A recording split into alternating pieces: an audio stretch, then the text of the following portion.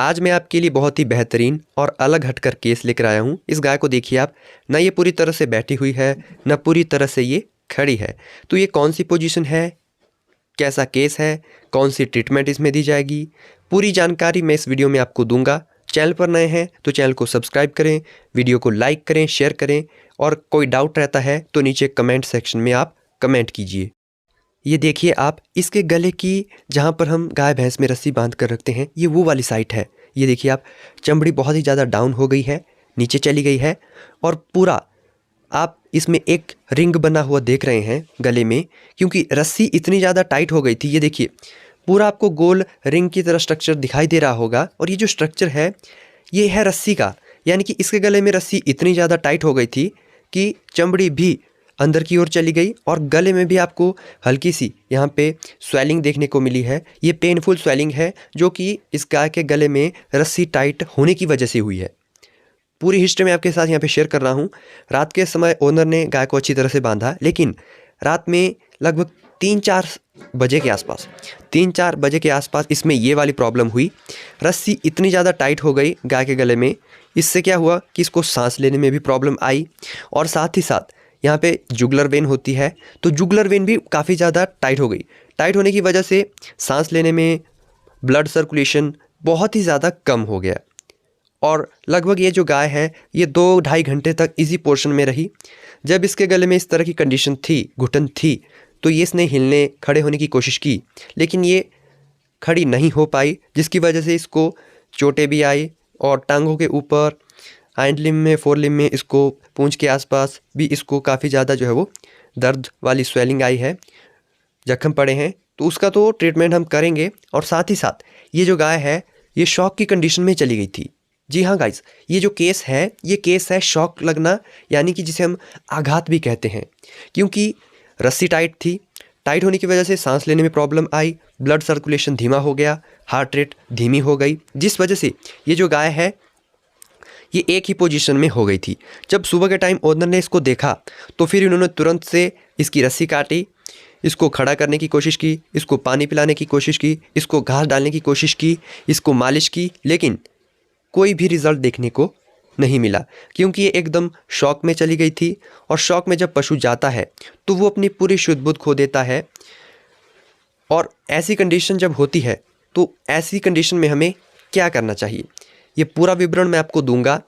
तो शॉक की जो कंडीशन होती है ये बहुत सारी कंडीशन में हो सकती है, ठीक है। पशु में डिहाइड्रेशन हो सकता है, बहुत ज़्यादा पशु में हेमोरेज हो जाता है, हार्ट रेट कम हो जाती है, बहुत ज़्यादा जब पशु में डर हो जाता है उस वजह से भी पशु में शॉक की कंडीशन हो जाती है। और ये भी शॉक की कंडीशन थी क्योंकि इसमें जो पशु है वो सांस लेने में प्रॉब्लम हो रही थी, ब्लड सर्कुलेशन, हार्ट रेट कम हो गया और उसके बाद 2-2.5 घंटे तक जब पशु एक ही पोजीशन में एक ही तरह से रहा तो उस कंडीशन में फिर पशु शॉक में चला गया।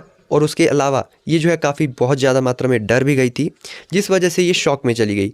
और इसकी बाद ये जो गाय है ये कोई भी मूवमेंट सही तरह से नहीं कर पा रही थी और अभी इसको चोट भी आई है, पेन है, दर्द है, स्वेलिंग है।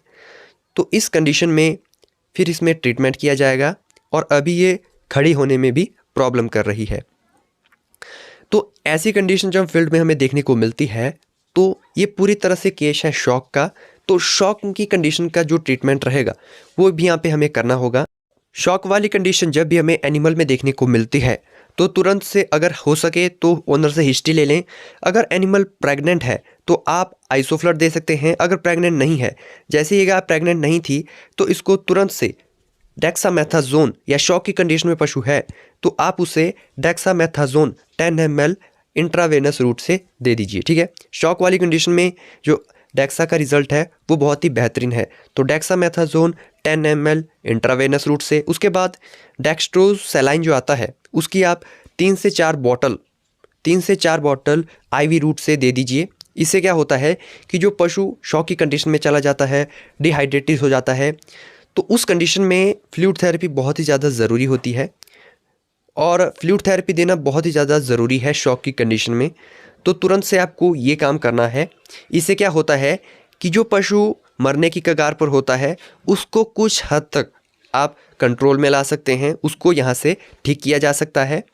उसके बाद यहाँ पर जहाँ पर भी इसको जख्म वगैरह हुए हैं वहाँ पर आप हल्दी तेल भी लगा सकते हैं या फिर जो विटाडिन का सॉल्यूशन आता है उसका भी इस्तेमाल कर सकते हैं। तो इसमें हमने हल्दी तेल लगाया है। अब यहाँ पर हम बात करते हैं और जो कंडीशंस है, लगभग 3 दिन तक इसका हमें इलाज करना है। 3 to 5 डेज़ तक लगभग इसका ट्रीटमेंट किया जाएगा। उसके बाद ये जो गाय है ये ठीक हो जाएगी, खड़ी हो जाएगी, अच्छी तरह से चारा खाने लगेगी।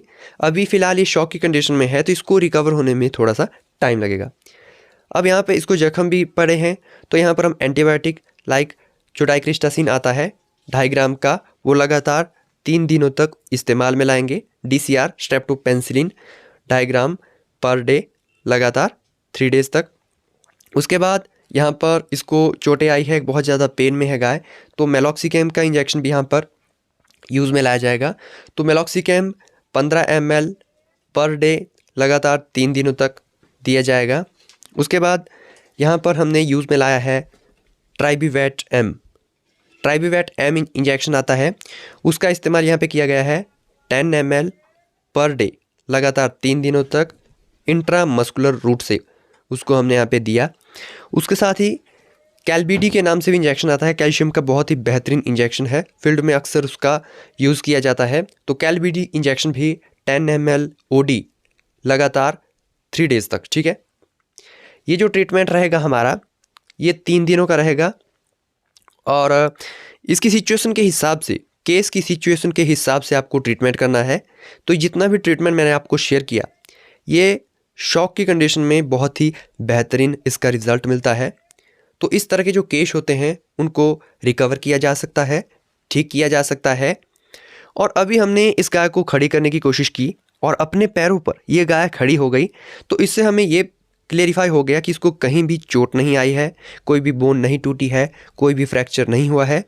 हल्की फुल्की इसको टांगों के ऊपर चोट थी जो हम ट्रीटमेंट के बेस पे ठीक कर देंगे। बाकी ये जो गाय है ये नॉर्मल हो जाएगी। ये देखिए आप, इस गाय को हल्की सी स्पोर्ट के हिसाब से इसको खड़ी किया गया और खड़ी हो गई, चलने लगी, अपने बलबूते पर ये चलने लगी। ये देखिए आप। तो यहाँ पर मेरा सभी पशुपालक भाइयों से ये निवेदन है कि आप जब भी अपने पशु को बांधे रखते हैं तो आप उनको एक बार ज़रूर से चेकआउट करें कि आप सही तरह से उसको बांधे रखें। ये देखिए गाय जो है अपने पैरों पर खड़ी हो गई है। ये बहुत ही बेहतरीन इसका रिज़ल्ट होता है। ये पशु शॉक में था और अभी आप देख सकते हैं इसको चोटें भी आई है। तो पशुपालक भाइयों से मेरा निवेदन ये है कि आप पशुओं की ओर थोड़ा ध्यान दें, उनको खूंटे से सही तरह से बांध के रखें और लाइट वेट रस्सी का इस्तेमाल करें, ताकि अगर पशु ऐसी कंडीशन में चला जाता है तो पशु स्वयं से रस्सी को तोड़ दे या वहाँ से भाग जाए। अगर आप बहुत ज़्यादा टाइट और मजबूत रस्सी बांध के रखते हैं तो फिर इस तरह की कंडीशन होगी। ये तो इस गाय की ऐसी सिचुएशन है कि इसको फिर भी टाइम से देख लिया गया और ये सांस ले रही थी, वरना इसकी जो कंडीशन थी वो और भी ज़्यादा ख़राब हो सकती थी। अगर वीडियो अच्छी लगी हो तो वीडियो को लाइक, शेयर और सब्सक्राइब करें।